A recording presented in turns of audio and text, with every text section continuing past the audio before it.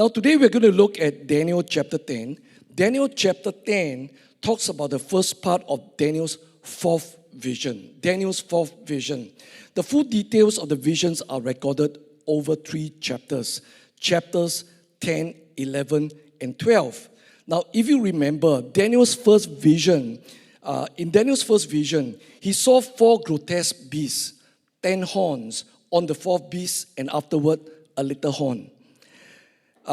This is a prophecy of the 4 great empire and the final world empire of the little horn that would dominate the world and Israel from Daniel's time until the end of this present age. In Daniel's second vision, he saw a ram, a 1-horned goat, 4 horns, and afterwards a little horn. Now, this is a prophecy about the Medo-Persian Empire, the Greek Empire, that Antichrist figure of Antiochus Epiphanes, and the Antichrist who will emerge at the end of this present age. In Daniel's third vision, he was given the 70-week prophecy. I preached on this prophecy in my last sermon. It was a very long sermon, 1 hour and 20 minutes. But we got to go full detail, give you the full detail on that because it is a very significant prophecy. Now, this is a significant prophecy in which God reveals the prophetic destiny of Israel from 444 BC to the time of Christ and then all the way to the end of this present age. Now, Daniel's fourth vision covers 3 chapters, chapters 10, 11, and 12.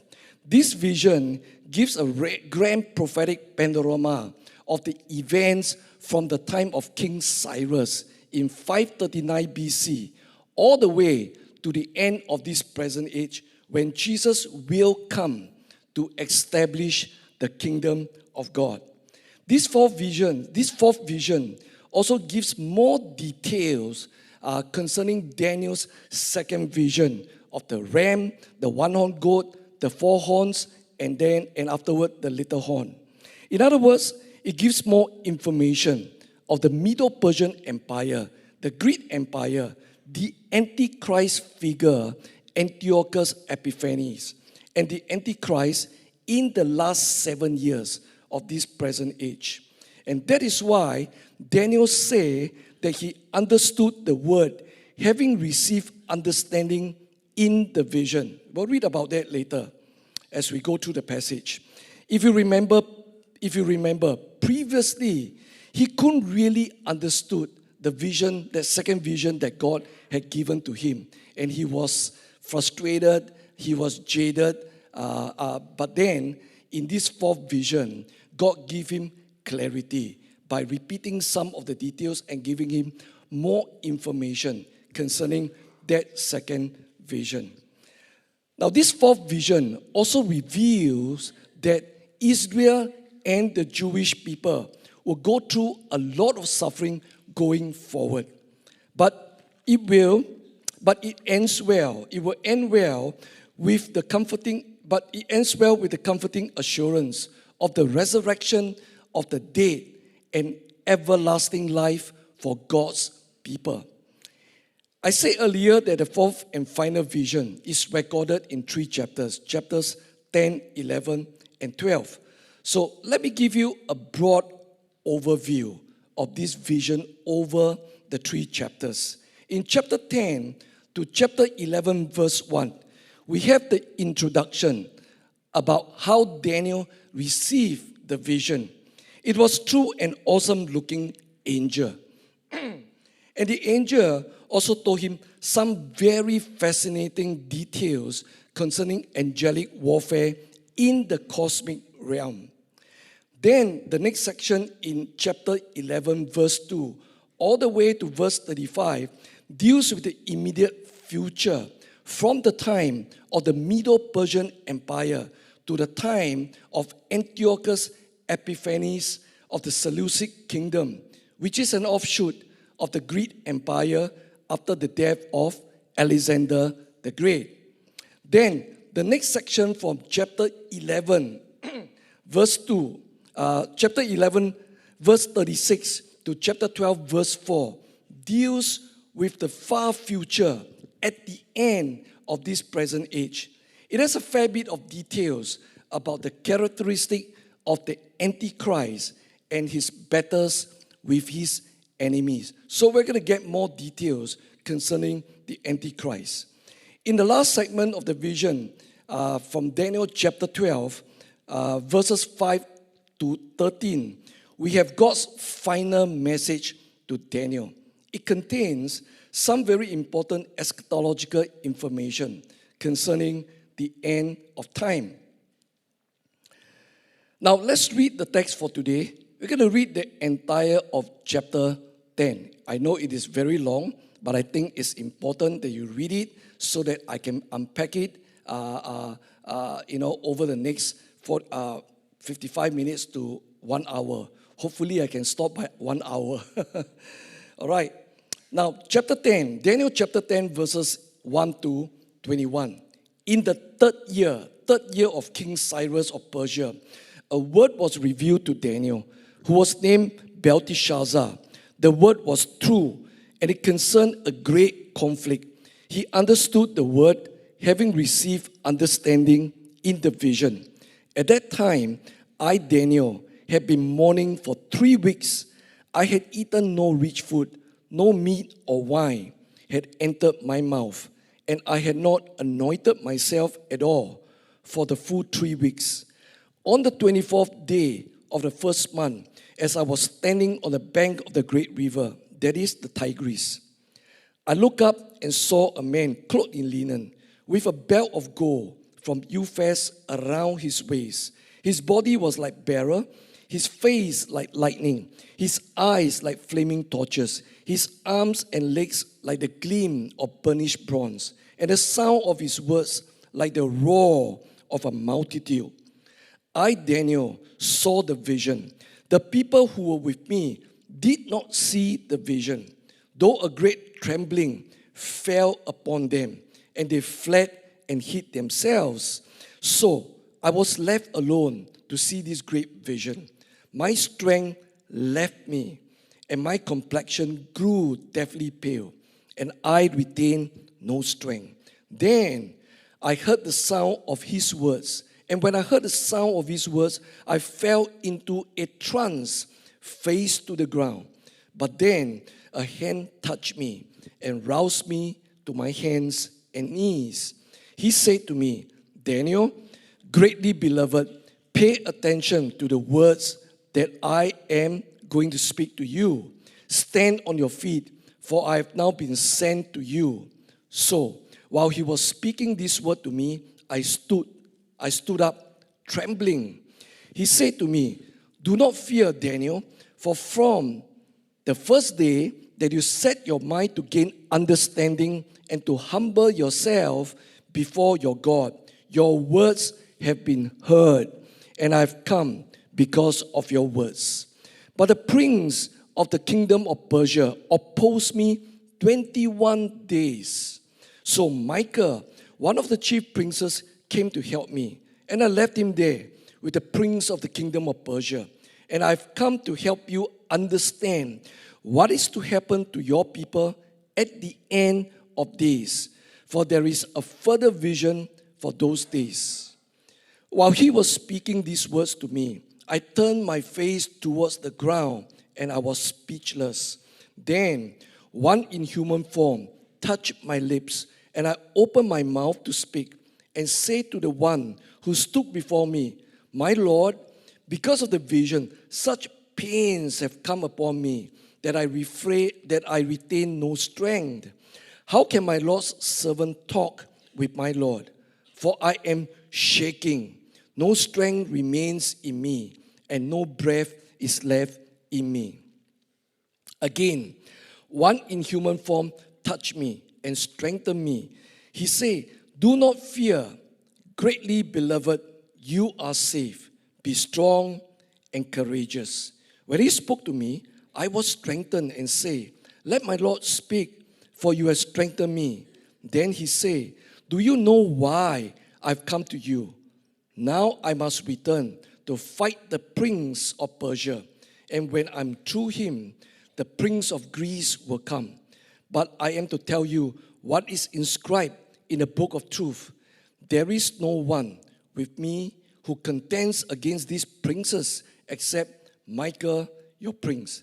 Then we read Daniel chapter 11, verse 1, because that's where it really stopped, okay? That's where this whole passage really stopped. Daniel chapter 11, verse 1. As for me, in the first year of Darius the Mede, I stood up to support and strengthen him. This hymn is referring to the archangel Michael. Now, I'm going to divide today's passage into 3 parts to unpack the details. So these are the 3 parts.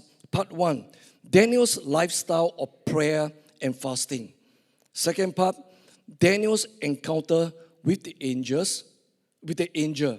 All right, and the third part, strategic level spiritual warfare. First, Daniel's lifestyle of prayer and fasting. Now we have gone through 3 quarters of the book of Daniel. By now, you should have noticed that Daniel was a man of prayer and he fasted frequently. Prayer and fasting are a discipline and a lifestyle of the prophet Daniel. He prayed 3 times a day, facing the city of Jerusalem. Even when he was forbidden to pray by the king's decree at the pain of death, Daniel continued to pray. And when he or Israel faced a crisis, he would not only pray, but he would fast. In chapter 2, when King Nebuchadnezzar threatened to kill all the wise men if they couldn't tell him his dream and its interpretation, Daniel told his 3 friends to pray and seek the Lord for a revelation. Then in chapter 6, Daniel ignored the king's decree forbidding prayer and his political enemies' entrapment. He continued to pray. His bold defiance, as we have read the story and gone through that in the sermon, his bold defiance landed him in the lion's den. In chapter 9, upon learning of Jeremiah's prophecy of the 70 weeks, or the 70-week prophecy, I got it wrong. Okay, in chapter 9, upon learning about Jeremiah's prophecy of the 70-year captivity, all right, not the 70-week, 70-year captivity, Daniel fasted and prayed, seeking God to set his people free and to restore them to their promised land, and also to restore the city of Jerusalem and the temple. And then on this occasion in chapter 10, Daniel prayed and fasted for 21 days until an angel came to him and delivered to him God's message for him. Question: why did Daniel pray and fasted for 21 days? Why did Daniel pray and fasted on this occasion? Now, nothing specific is mentioned in chapter 10, so we got no clue over here, but we can connect the dots, okay? And that's what we've been doing.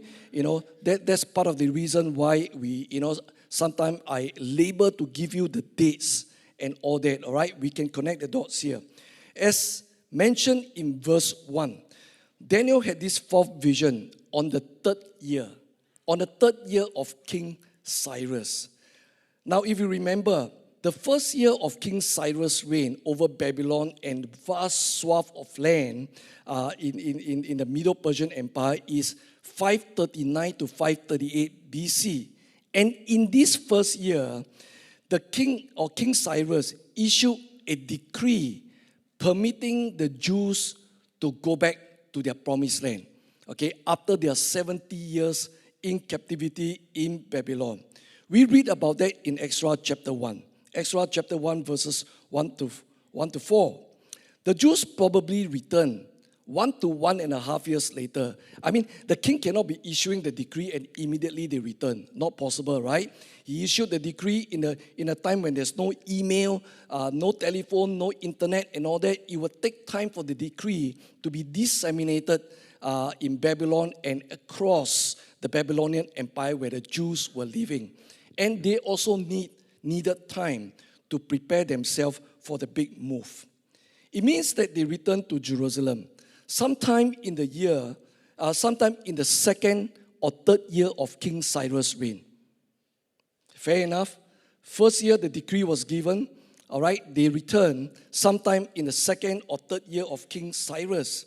Now, this is about the time that Daniel fasted and prayed, which according to verse 1 is the third year of King Cyrus' reign. You and I know that the journey back at a time when there's no bus, no transport, no MRT, the journey back from Babylon to Jerusalem was an arduous journey. And then back in Jerusalem and elsewhere in the Promised Land, they faced a gigantic task of resettling and rebuilding. Besides, the Samaritan and the people who had settled there in the last 70 years were understandably suspicious and hostile towards them. So they returned with high hopes of having better lives and rebuilding God's temple. But things didn't turn out as planned. They were opposed at every turn, making their lives extremely miserable. We read all this in Exodus chapter 3 and chapter 4. They faced tremendous hardship when they go back to the Promised Land. And we read this in Exodus chapter 4, verses 4 to 5. Then the people of the land discouraged the people of Judah and make them afraid to build the temple. And they bribed officials to frustrate their plan throughout the reign of King Cyrus of Persia and until the reign of King Darius of Persia. And so, the works of rebuilding the temple grinded to the halt. And even their intention to rebuild Jerusalem, to repair the walls and all that, everything was being obstructed, everything was hindered. So, Daniel must have heard of all these setbacks and discouragement. Like the returnees, he was disappointed and helpless. After the initial joy of being released after the 70-year captivity, everything turned south. Daniel couldn't understand why. God, isn't you the one that delivered us? Isn't you the one that sort of have given the promise, and right now we are released from the 70-year captivity? So our people have returned. Why are we facing so much problem back in our own land? And he knew that only God could resolve this mountain of problems. Unless God did something, there will be no way out for the returnees. They will continue to live in fear, frustration, and humiliation. And God's temple could never be rebuilt, and the city walls and the ruins in the city could never been cleared up and rebuilt. So what's the point of being freed from captivity when the people continue to live under the harassment of their enemies? When the wall of Jerusalem continued to be in ruins, and when the temple of God could never be revealed. God, why set us free? Might as well we live in Babylon. After 70 years, we are having a pretty good life over here. We go back and we got to experience all these hardships, pain, and suffering. So that is probably the reason why we read in verse 2 that Daniel fasted and prayed. Right? Remember, Daniel said this: I, Daniel, have been mourning for 3 weeks.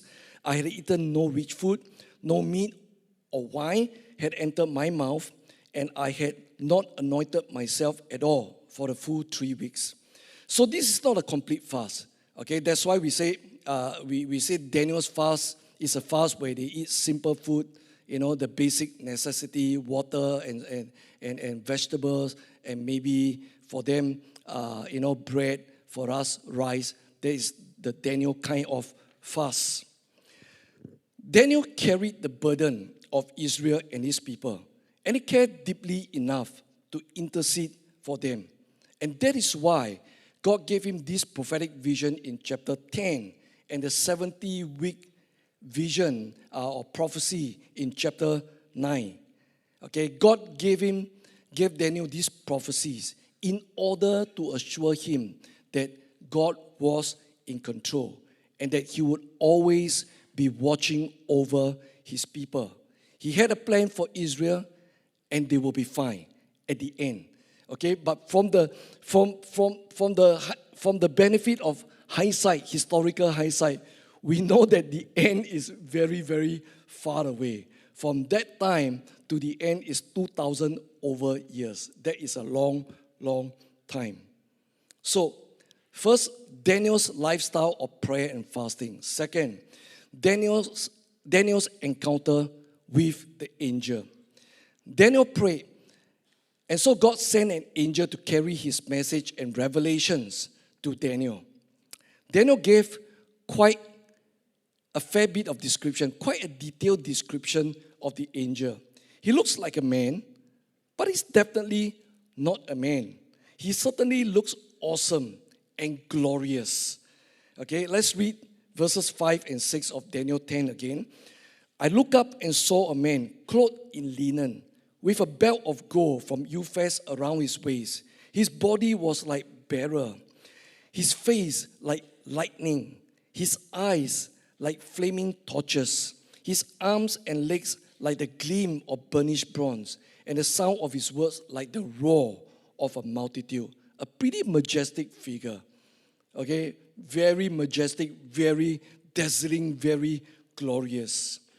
Now, the description given here is almost the same as that of the risen Christ that the Apostle John saw in the island of Patmos. We read that in Revelation chapter 1.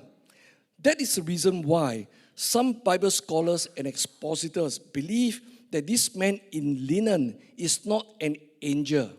Rather, he is the pre-incarnate Christ, meaning to say that Jesus, before he took on flesh and came into the world. Okay, that's the meaning of the word pre-incarnate Christ. But I, like many other scholars and Bible expositors, believe that this is certainly not the pre-incarnate Christ. I'll give you a very simple reason why. He was resisted by the prince of Persia for how many days? 21 days. Okay, that is not a short time. For 21 days. And he could not defeat him. He needed the help of the archangel Michael before he can free himself to deliver the message to Daniel, right? So, my point is this. No angel, no matter how powerful he is, can stand up to Jesus. Not even Satan. Not even Satan. All right, in Revelation chapter 19, we read how Jesus Christ in his second coming easily defeats Satan and the Antichrist without even a fight. Okay, go back and read chapter 19 of Revelation. Okay, that war when Jesus came back to fight Satan, to fight the Antichrist. There's no battle at all. He came, and then by the brightness of his glory and the word that came out from his, like the sword from his mouth, and then everything was over. No fight at all. Jesus is that powerful. So, my point is that this pre-incarnate, this angel over here cannot be the pre-incarnate Christ, inasmuch as his outer appearance looks very much like the risen Christ in Revelation chapter 1.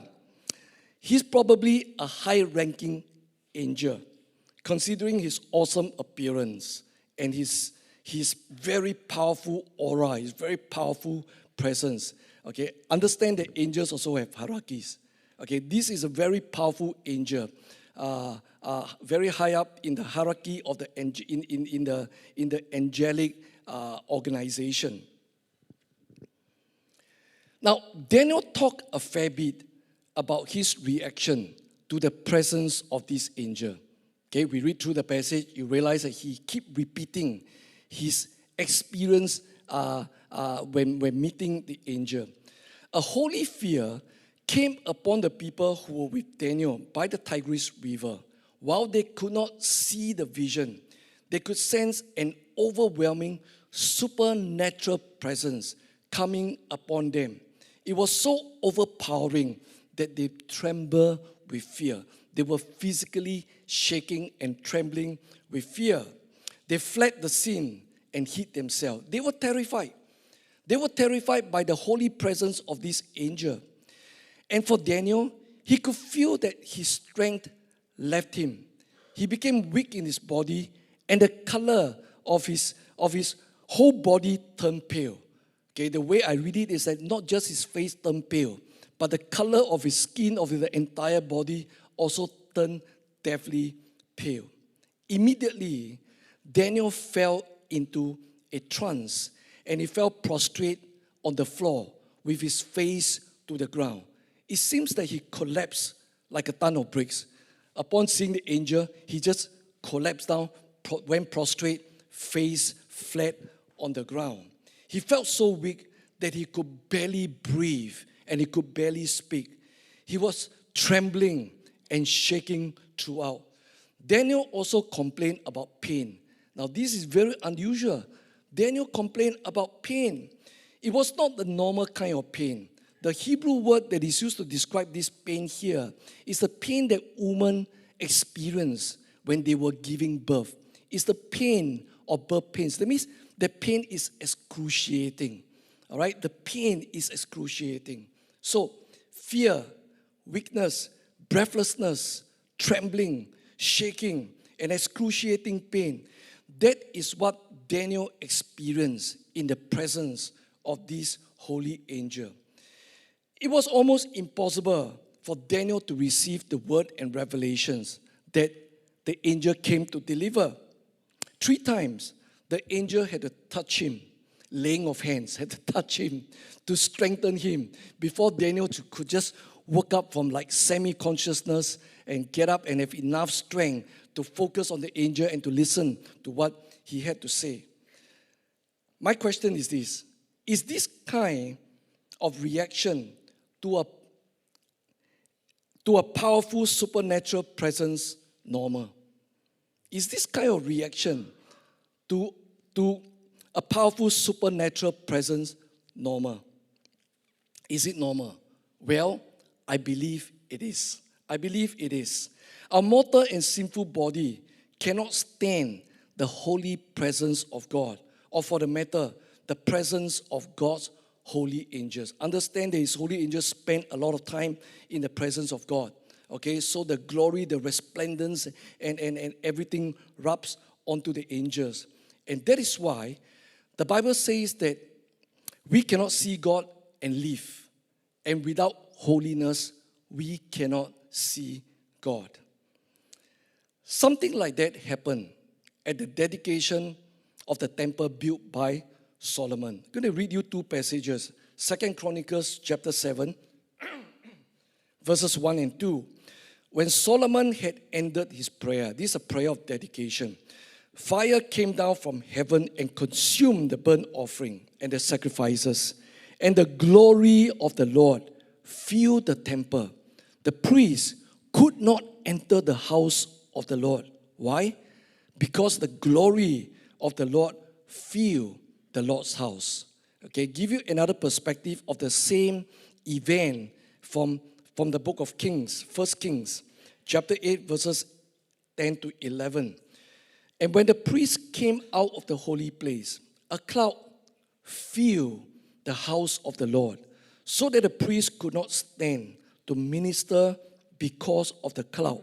For the glory of the Lord filled the house of the Lord. This cloud is a glory cloud. The presence of God, described here as the glory of the Lord, was so thick like a cloud, so strong, so intense, and so overwhelming that the priest couldn't stand up. The priest couldn't stand up, and the priest couldn't even enter the holy place. I don't know whether you have been in services and meeting where the presence of God is exceptionally strong. You can literally feel God's presence. It feels heavy. For those of you who have been in meetings like that, you understand and you know. It feels heavy. It weighs on you. And that's why God's people fall under the power of God when He chooses to reveal Himself in a powerful and tangible manner. Sometimes when you are praying for people, all right, and the presence of God is strong, the person just fall. That is because of that strong presence of God. No wonder the Apostle Paul described God's glory as the weight of glory. That God's glory is a weight of glory. 2 Corinthians chapter 4, verse 17. For this slight momentary affliction is preparing us for an eternal weight of glory beyond all measure. Okay, glory here is described as the weight of glory. Paul is saying that, you know what, we have gone to, he was telling the Corinthians what you have gone through, all your suffering, all your affliction, all the persecution and all, is preparing, it's like a weight on you, but it's preparing for you to carry the weight of glory when you go and meet the Lord and when you are in the presence of God. Now, I had the privilege of experiencing the powerful presence of God on a sustained basis for several years in my home church back in the 1990s. I enjoy being in the tangible presence of God. Like Daniel's experience, people tremble visibly. Sometimes they shake violently. Their bodies and hands move involuntarily. They fall under the power of God. I know that these kind of things, when there are Christians who see this kind of thing and they freak out. They say that that is not of God. But understand that these things, okay, you read about these things in the Bible. Okay, the body, the physical body, just couldn't take the weight of God's glory. The physical body just couldn't take the intense holiness of God's presence. And that's why this frail and sinful and mortal body reacts to the holy and powerful presence of God. When you are in such an environment, you can sense the holiness of God. When you are in such an environment, you can sense the power of God. And those of you who have been through things like that on a sustained basis, you realize that you can exercise or move in the supernatural gifts of the Holy Spirit very easily. Okay, very, very easily. People speak in tongues. Healing comes easily. Prophecy, word of knowledge, word of wisdom also come easily. Prayer and ministry can be taken to a deeper level. And therefore, okay, being a beneficiary of that back 3 decades ago in the 90s, I long for those revival moments. I long for a time when God can, I long for God to visit us, to visit our church in such a powerful and tangible manner that He would come and manifest His presence. He will come and demonstrate His power in such a manner. I can tell you, you'll be revived, okay? And don't worry about people chasing after miracles, after prophecies and all that during those times, because the all of God, the holiness of God will be so strong that you'll be easily convicted of your sin, no matter how little, how small the sin is. You just want to repent. You just want to live clean. You just want to be godly. You just want to be pure before Him. Okay, that's the benefit of the presence of God coming on His people, coming upon His church in a strong and powerful manner. Now, having said that, Daniel's experience as described in chapter 10 is next level. Okay, he felt pain. All right, he felt pain. It's next level and it's super intense. Next, we want to look at what the angels say to Daniel. 2 main things. First, the angel told Daniel that he had come in response to his word. That means in response to his queries, his question, God, why? Why like this? Why like that? Why am I people suffering in Jerusalem and in the promised land?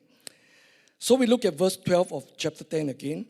The angel said to me, do not fear, Daniel, for from the first day that you set your mind to gain understanding and to humble yourself before your God, your words have been heard, and I have come because of your words. I have come because of your prayer. Daniel wanted answers to the plight of his people. Daniel wanted to know why they had no breakthroughs. Despite being released from captivity, they were in a sorry state. Perhaps their situation in Jerusalem and Judah was worse than if they had continued to stay in Babylon. They now had the freedom, but they had new enemies. They were back in the homeland, but they had no freedom to live and do as they please. They wanted to rebuild the temple, but they were prevented from doing so by the Samaritans. Second, the angel told Daniel that he had come to give Daniel God's revelation concerning what would happen in the near future and in the far future, in the decades and in the centuries ahead, and also at the end of time, at the end of this present age. Verse 14 of Daniel 10. I've come to help you understand what is to happen to your people at the end of days, for there is a further vision for those days. And then in verse 20 and 21, he says, do you know why I've come to you? But I'm to tell you what is inscribed in the book of truth. Now, the book of truth contains God's prophetic destiny for Israel. Okay, I'm not guessing. I'm saying that in the context of what the vision unfolds, the vision reveals in chapter 11 and chapter 12. All right?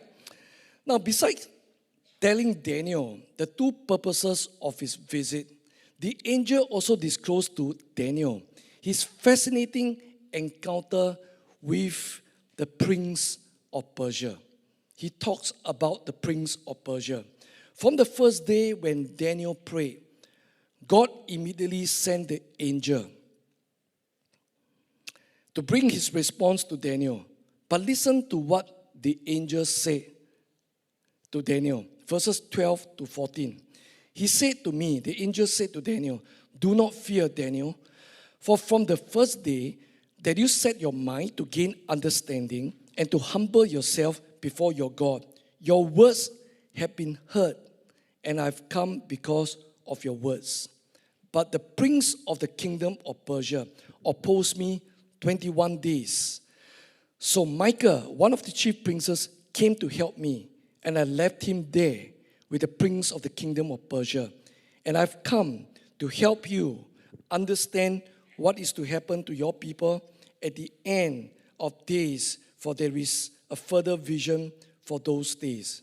On the first day, the answer was already given. So God told this angel, go, send my word, send this prophecy to Daniel. But the angel was delayed and held up by the prince of Persia. Now from the text, it is obvious that this prince of Persia cannot be a human being. This prince of Persia cannot be a human prince. There is no way a human prince, no matter how powerful he might be, could oppose an angel, and much less such a powerful angel. This angel could only get off to deliver God's message and revelation to Daniel when Micah, who is identified as one of the princes, one of the chief princes, when Micah came to assist him. Micah is an archangel, the highest category or the highest ranking of all angels. In verse 21, Micah is said to be the prince of Israel. Okay, God has appointed Micah over Israel to watch over Israel and to protect Israel. And notice that after delivering the message and God's revelation to Daniel, the angel said that he was going back to fight against the prince of Persia. And then he added on, and when I am through with him, the prince of Greece will come. So you notice over here that besides the prince of Persia, there is another spiritual entity called the Prince of Greece. This is so fascinating. I don't know about you, but I'm fascinated by all these things. Right? It is so fascinating. Now, this leads me to my third point. Strategic level spiritual warfare. Strategic level spiritual warfare. Now, I use the term strategic level spiritual warfare because this is not a ground level spiritual warfare, or what we'll call a low level spiritual warfare. Like when you and I battle demons or demonic powers in our daily lives. Yes, those battles that we have with demons are very low level. Okay, low level spiritual warfare. When we pray for people to be healed of their sicknesses, we are battling with demons. We are battling with demonic powers. When we pray for the restoration of broken marriages and broken relationships, we are also dealing with ground level or low level spiritual warfare. By strategic spiritual warfare, I'm referring to battling with high-ranking demonic powers or even fallen angels. Let me repeat that. By strategic level spiritual warfare, I'm referring to battling with high-ranking demonic powers or even fallen angels. Now, let me give you two examples of high-ranking demonic powers. Okay, not talking about fallen angels, I'm talking about demonic powers. Okay, by the way, okay, I'm not going to elaborate this. I'll just tell you as a point of reference. Fallen angels and demons are two different categories altogether.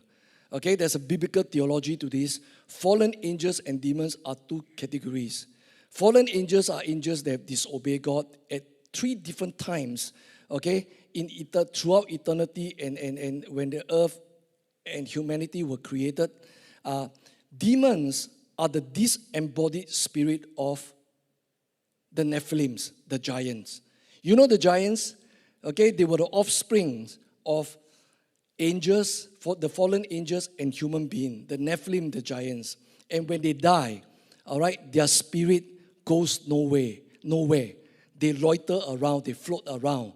Okay, these are the demons. These are the disembodied spirits. So, fallen angels and demons are two different categories altogether.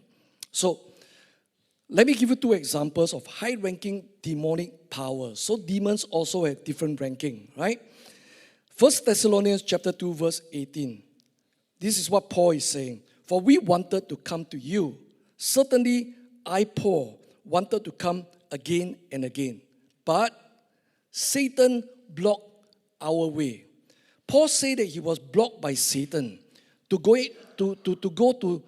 going to Thessalonica to visit the believers there. He mentioned Satan, but it was most likely one of Satan's demonic henchmen, a very high-ranking demons over the city of Thessalonica. In the same way, Paul also encountered very strong resistance in the city of Ephesus when he was evangelizing in that bustling pagan city in Asia Minor. In Acts chapter 19, we read that the main goddess worshipped in the city of Ephesus is Artemis, also known as Diana. It was a powerful and high-ranking demon presiding over the city of Ephesus. You see, Paul's preaching in Ephesus was so effective that many Ephesians were turning from Artemis to Jesus. And as a result, the business of the craftsman and the silversmith who make the idols of Artemis and the articles for worship, their business were suffering very, very badly. The trade became very bad, and some of them almost went bankrupt. They were badly affected. So Artemis, this demonic power, fought back really hard. Paul experienced a major spiritual pushback. He may experience a major spiritual warfare. A riot broke out in the city, and Paul was almost killed. And after that, all right, his compatriots basically told him, Paul, I think you got to leave the city. It's not safe for you anymore. So he was prevented from staying there longer to continue to preach the gospel. All right? And that is as a result of a major spiritual warfare at a strategic level. Now, going back to Daniel chapter 10, the prince of Persia and the prince of Greece are not demons or high-ranking demons. These are fallen angels who rule over the Medo-Persian Empire and the Greek Empire. Now, we are not talking about authority and dominions over cities and provinces. Rather, we are talking about authority and dominion over kingdoms and empires, over entire countries, entire nations. Now, it took powerful angels like Michael and the one who spoke to Daniel to fight against these very powerful and very high-ranking fallen angels. You and I don't engage in battles with them. We engage in battles with demons. Even with high-ranking demons, we got to be very, very careful. All right, especially the territorial spirits. If God didn't call you to do it, don't do it. It's very dangerous. You can die as a result of that. So we got to be very, very careful when dealing with territorial spirits or very high-ranking demons that control like territories or religious places of worship. Be very, very careful with that. So far in the book of Daniel, the focus is on the rise and the fall of kingdoms and empires. One kingdom replaced another. God was the one who raised up kings and deposes them. Right? We read that in Daniel chapter 2.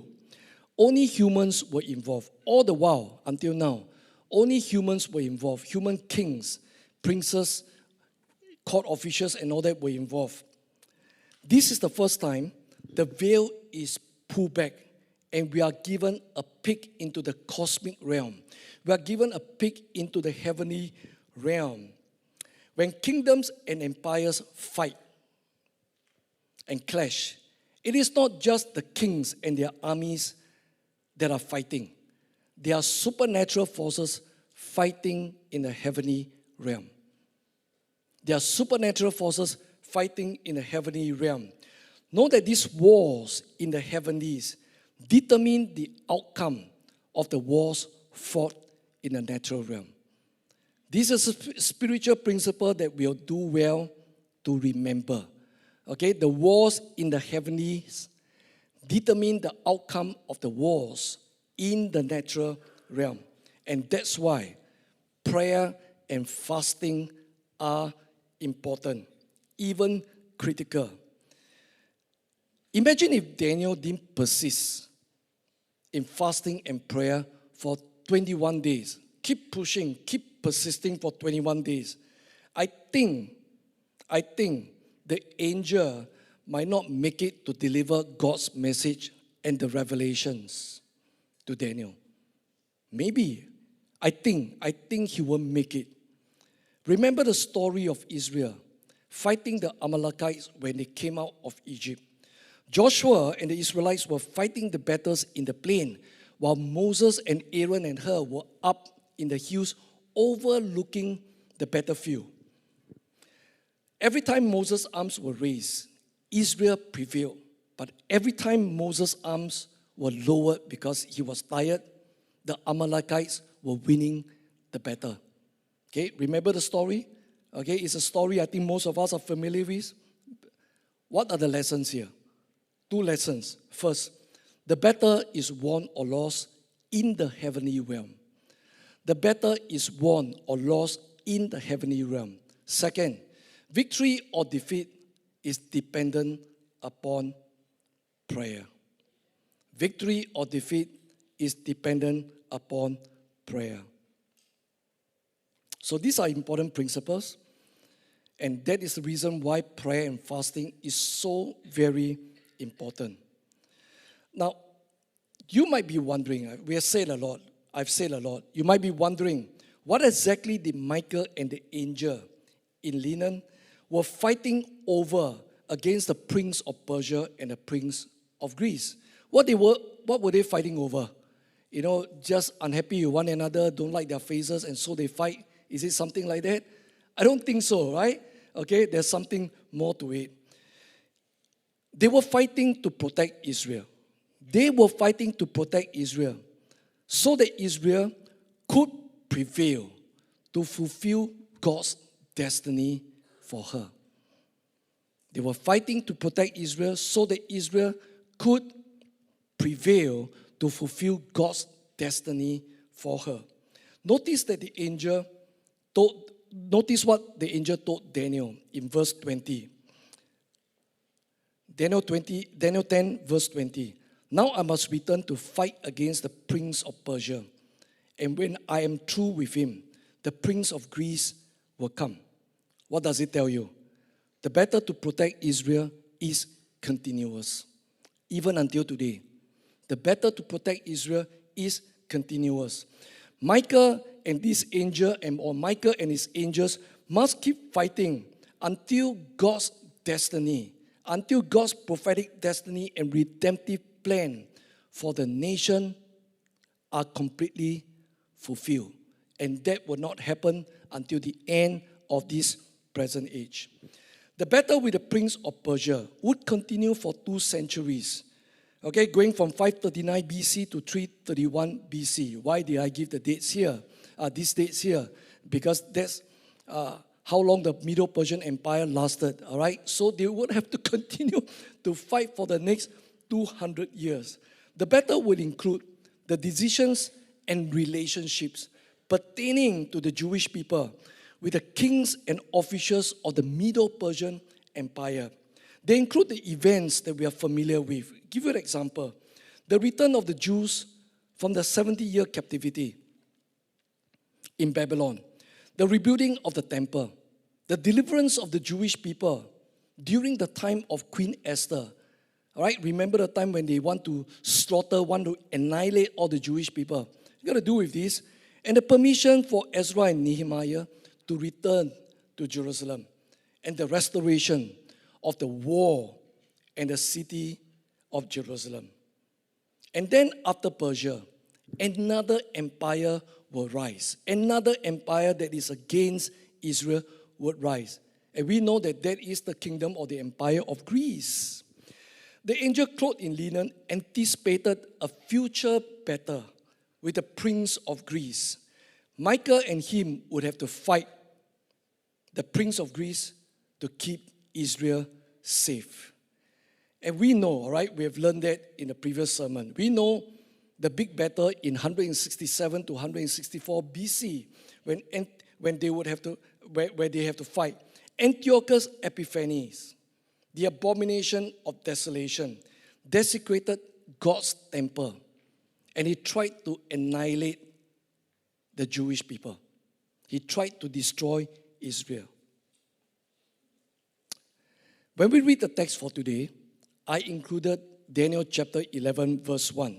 That's because it's part of what the angel was telling Daniel concerning his partnership with Michael to protect Israel. Okay, let's read verse 1 of chapter 11. As for me, in the first year of Darius the Mede, I stood up to support and strengthen him. The him here refers to Michael. I don't care about the chapter delineation. If you read, you realize that it continues into verse 1. The angel was referring to the conquest of the Babylonian Empire by the Middle Persians. More specifically, he was referring to the protection of the Jews from the Babylonian king Belshazzar, the last king of the Babylonian Empire. If you remember, he used the vessels from God's temple for his drunken party. Okay, it tells you that he was against Yahweh. Okay, he was against Yahweh and the Jewish people. So, from this verse here, verse 1 of Daniel 11, you get the idea that the angel helped and supported Michael in overthrowing King Belshazzar. And they had a hand in the change of the empire, in the transition from the Babylonian Empire to the Middle Persian Empire. Now, some of us find all this talk about Michael and the angel fighting with the prince of Persia and the prince of Greece, very exciting. All right, but some would think that this is bizarre. Okay, this is bizarre. I suppose people in our church will be okay with this. Okay, say that in some traditional churches or those that don't believe in the supernatural stuff and all that, I think they'll be like, you crazy or what? You talk like that, but come on. This is biblical theology, all right? And it's something very, very serious. This is a fact. This is a biblical truth. It is important for Christians to have a supernatural worldview, okay, when reading the Bible.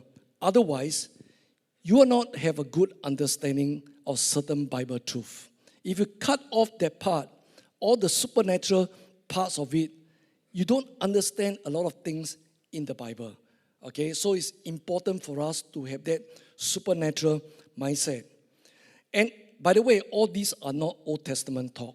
The Apostle Paul talks about this. It is part of his theology. He taught the Ephesian and Colossian believers concerning fallen angels and demons. He revealed to them that Satan's kingdom of darkness has a hierarchy. Okay, let's read Ephesians chapter 6, verse 12. For our struggle is not against enemies of blood and flesh, but against the rulers, against the authorities, against the cosmic powers of this present darkness, against the spiritual forces of evil in the heavenly places. Here, Paul listed 4 levels of powers in Satan's kingdom of darkness. 4 levels is listed here. First, the rulers. In Greek, it is the word arche. It means principalities or dominions with a sphere of influence. All right? So the first category are the rulers. Second category, the authorities. In Greek, it is the word exousia. It is accurately translated over here simply as authority. So that's what it is. Third, the cosmic power of this present age. In Greek, it is the word kosmokrato. Okay, kosmokrato. It means world ruler. Okay, ruler with power. Fourth, the spiritual forces of evil in this present, in the heavenly places. In Greek, it is the word pneumatikos. Okay, pneuma basically means air. Pneumatikos, it means, as it has been translated, spiritual forces. Now, these are the 4 levels of power that Paul listed in Satan's kingdom of darkness. Now, let's look at another passage where Paul also talked about this. Colossians 1, 15, verses 15 to 16. Jesus Christ is the image of the invisible God, the firstborn of all creation. For in him all things in heaven and on earth were created, things visible and invisible, whether thrones or dominions or rulers or powers. All things have been created through him and for him. So here Paul also listed 4 levels of spiritual powers. Now, bear in mind, if you look at the passage very carefully, it's not just about Satan's kingdom of darkness. Also in God's realm, there are all these 4 different categories. Okay? Thrones, dominions, rulers, and power. Okay? Now, let me go through very briefly, all right? So we have thrones over here, and then we have dominions, and then after that we have rulers. Okay, we got a word arche, back to Greek, same word, rulers, like we read in the Ephesian passage early on. Rulers, and then power. That is the word exousia. We come across that. In the Ephesian passage, it was translated as authorities. Here is power. So we got a repetition here. Rulers and powers. Rulers and authorities. Now, the 2 lists are a little bit different. Above the rulers or arche, there are 2 more levels. Thrones and dominions. 2 more levels. So if we are to take these 2 lists in the book of Ephesians and Colossians as complete, let's assume that this list is complete. These 2 lists are complete. Then there are 6 levels below Satan in Satan's kingdom of darkness. It has thrones. Greek is thronos, dominions, keriotes, rulers, arche, authorities, exousia, cosmic powers, cosmokrato, and spiritual forces, pneumatikos. Okay, these 4 layers. We don't know exactly who they are or what they do. We know a little bit about all these things, but we don't know exactly who they are or what they do because Paul didn't elaborate on this. And elsewhere in the Bible, you cannot find a detailed teaching on this. So it's just like a passing statement that Paul mentioned. So we can only do a little bit of guesswork. We cannot say that this is, these things are there, but we cannot absolutely say that it is like this, it is like that, all right? Now, probably the prince of Persia and the prince of Greece belong to the first and second levels, thrones and dominions. They are very powerful. They rule over kingdoms and empires. Maybe the goddess of Artemis, what am I talking about? Maybe the Artemis, the goddess of over Ephesus, belong to the category of rulers, arche. She had authority over a city, not the entire kingdom, but over a city. Now, most of the demons that we read in the Gospels and the one that we battle with in our daily life belong to the 2 lowest categories. They are the cosmic powers, cosmokratos, and the spiritual forces of evil, pneumatikos. Okay, we are battling with the lower level. Okay, the heavy lifting are done by God through His angels. Now, these are my rough categorization. The idea is that the fallen angels will sit right at the top with jurisdiction over kingdoms and empires. And then the demons are at the bottom rungs of this hierarchy in Satan's kingdom of darkness. Now I've come to the end of my sermon for today. In this concluding segment, I will briefly explain the origin of the prince of Persia and the prince of Greece. Now, some of you are probably curious. Where do they come from? How do they get appointed as the prince of Greece and the prince of Persia? The Bible has answer to these things. Okay, and I can tell you that in the mainstream churches, hardly anybody is talking about this but at the scholarly level, okay, since the turn of the century, in 2000 to 2010, a lot of scholars are doing a lot of research in this, and they have come up with a lot of evidence, a lot of proof, with a lot of proof texts, ancient sources, and all that connect all these things together. So let me give you 2 verses here, okay, in answer to the questions that I've asked. Deuteronomy chapter 32, verses 8 to 9. When the Most High God apportioned to the nations, when He divided humankind, He fixed the boundaries of the peoples according to the number of the gods. He fixed the boundaries of the people according to the number of the gods. The Lord's own portion was His people, Jacob, His allotted share.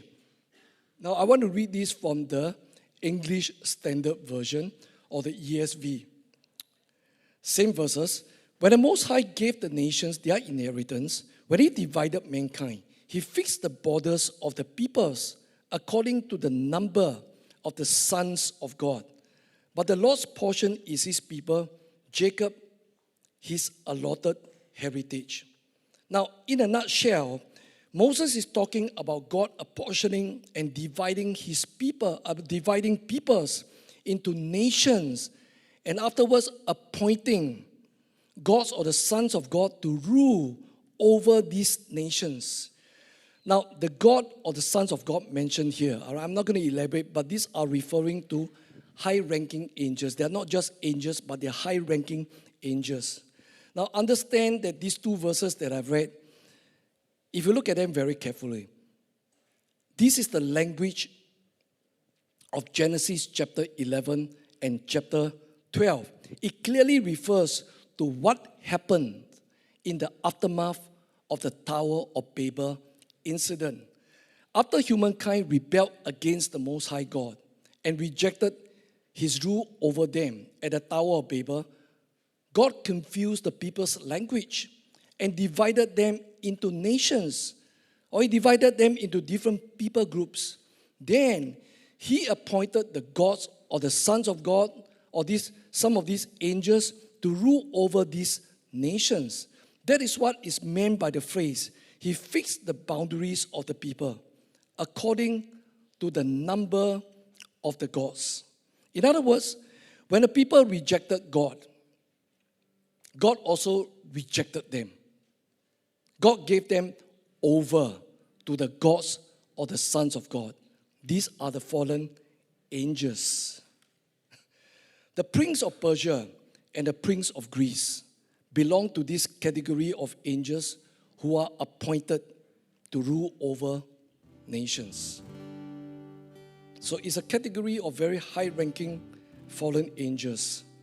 Now, if you look at many other Bible versions, some of you may already be looking at that, NKJV, NIV, and most other versions, all right?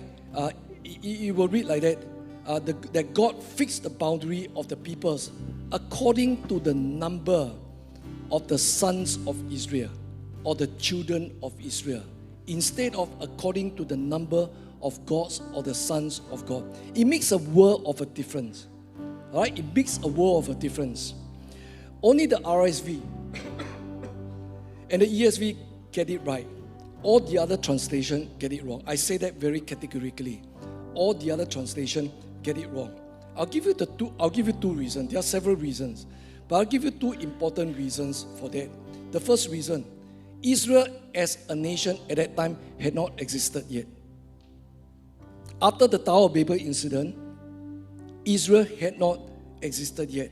It was in the aftermath of the division of the peoples into nations and the appointment of the gods to rule over these nations that God called Abraham to be his chosen nation. Okay, you go back and read after chapter 11, the Tower of Babel chapter. The next chapter is about the call of Abraham. So Israel had not even existed as yet. So God could not be fixing the boundaries of the nations according to the sons or the children of Israel. It had to be according to the sons of God or the gods. Okay, it's the same word Elohim, gods or the sons of it. Same word Elohim in small e, not in capital E. The idea is that these are divine beings. Okay, these are divine beings. Second reason, because the Dead Sea Scroll said it. The Dead Sea Scroll is discovered only in the period between 1948 or 47 to 1956. It is the oldest biblical manuscript. How do we know the Bible is true? How do we know every word interpreted here into English is true? You got to go back to all the old manuscript. And the oldest that we had are the Dead Sea Scroll. Okay, a lot of translations derive their translation, all right? They use as their Hebrew text or Aramaic text from other old manuscripts. But the oldest is the Dead Sea Scroll. And the Dead Sea Scroll in Hebrew is written as God fixed the boundary of the peoples according to the number of the gods or the sons of God. God's rejection of the nations and his appointment of the gods to rule over the nations is an act of judgment. Can we put it up? God's rejection of the nations and his appointment of the let me say that again. God's rejection of the nation and his appointment of the gods to rule over the nations is an act of judgment against nations, against those nations who rejected him. But God's plan is that someday he will redeem these fallen nations through a Savior. How did God go about doing it? In Genesis chapter 12, immediately after the rebellion at the Tower of Babel and the confusion of the people's language and the division of the nations, God called Abraham. God decided to start all over again. God called Abraham. And that's why we read in chapter 12, verses 1 to 3. Now the Lord said to Abraham, go from your country and your kindred and your father's house to the land that I will show you. I will make you a great nation, and I will bless you and make your name great, so that you will be a blessing. I will bless those who bless you, and the one who curses you, I will curse. And in you, all the families of the earth shall be blessed. And in you, all the nations of the earth shall be blessed. That was God's plan. God was starting all over again with one man, because the whole world has rejected him. He's going to choose one man, and from that will come the chosen nation.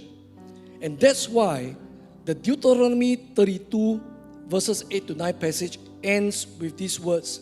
The Lord's own portion was his people. Jacob, or Israel, his allotted share. Let's read those verses again. All right? Deuteronomy chapter 32 verses 8 to 9. When the Most High apportioned the nations, and when he divided humankind, he fixed the boundaries of the people according to the number of the gods. And then verse 9. The Lord's own portion was his people. Jacob, his allotted share. The Messiah, our Savior Jesus Christ, come from the nation of Israel. Through Jesus and his work of redemption on the cross, all the nations of the world, all the peoples of the world will be blessed. And that blessing is the blessing of redemption. That blessing is the blessing of salvation. Shall we all stand?